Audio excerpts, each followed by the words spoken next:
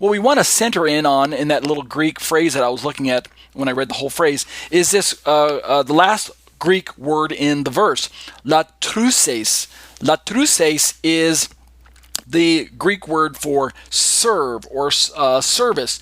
And if we were to look up this word in your Strong's Concordance, we would end up with Strong's number 3000, latruo, latruo. And this is a word that connotes this idea of service, especially to God, or it can include worship. And the Helps Word Studies down below there lets us know that it's from a Greek word that implies rendering technical acceptable service because of specifically qualified or equipped persons. It almost includes the idea of service or worship from an employer and employee perspective. It's like you're working for someone. You're hired for a job because you're qualified for the job that you've been hired for. So this is what it means to serve God using this particular Greek word. Now, this isn't the only word that we're going to find when we're talking about the English word serve. We'll look at this in a moment. But it's going to be our starting point where CARM's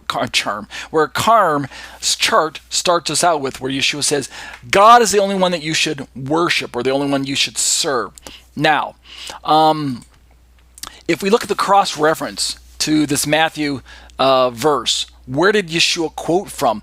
Most cross-reference Bibles are going to park you over at either Exodus 23 or Deuteronomy 6 or Deuteronomy 10. Those are the likely places where he talks about worshiping God. It's likely, I believe it's Deuteronomy passage, because he uses the word mono in the Greek there. Mono latruses, you should worship God alone. He's the only one, the mono right there, the exclusive one. And when we look cross-reference wise at Exodus 23, starting in verse 25, Moshe says, "So you shall serve the Lord your God, and he will bless your bread and your water, and I will take away sickness from among you." But it doesn't say anything about serving God alone or exclusively, at least in the English rendering. So that's a good place to start when it comes to cross-references. But look at the other cross-reference passages, the other possibilities.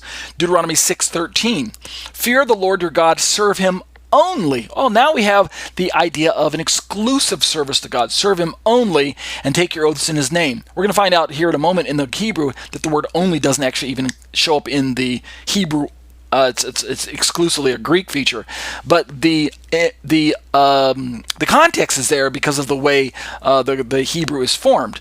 Fear the Lord your God, serve him only. And then also in Deuteronomy 10:20, it's nearly word for word identical quote from the Deuteronomy 6 passage. Moshe says in Deuteronomy 10:20, "You are to fear the Lord your God and serve him only, hold fast to him and take your oaths in his name."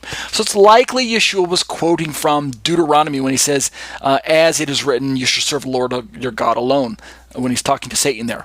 So let's look now at those passages, real brief. In Exodus 23:25, we have the kind of the KJV rendering, "You shall serve the Lord your God, and he shall bless your bread and your water, and I will take sickness away from the midst of you." I'm only interested in the first clause, the first sentence, "And you shall serve the Lord your God," which is right there. Va'avadtem et Adonai Elohechem. This first phrase doesn't mention anything about serving the Lord exclusively, right? Like Yeshua mentioned. Indeed, if we look down at the Greek, kai latruses kurio totheusu, and serve the Lord, the God of you. If I were to translate it woodenly from the Greek back over into my own English rendering, we can indeed see the Greek down at the English rendering of this particular translator down at the bottom of my screen. "You shall serve the Lord your God." Notice there's nothing about the exclusive. It doesn't mention the word mono like it did in the Matthew passage. So the first thing we encounter is that the Greek word latruses here is identical to what Matthew offered for us right there.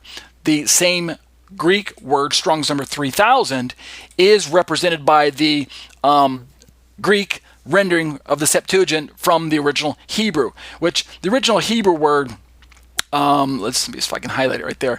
Avad, from which we get the phrase va'avadtem, the plural rendering here in its construct, from the Hebrew avad, which is similar to the name, you've heard the book Obadiah, which those of you who know any amount of Hebrew in your studies, Obadiah is formed from two words, Obad, which is the name of the part of the name which includes serving or worshiping, and then the Yah, Obadiah, the Yah is the God, right? So it's worshiper of God or servant of God, employer of God, something like that.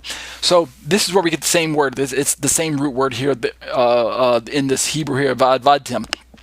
And you shall worship. Well, the Greek counterpart of obad or avad, the root word, is the latruses here that we're looking at, the latruo, the Strong's number 3000. All right, so that's where we're getting the beginning of our appreciation of this particular word study.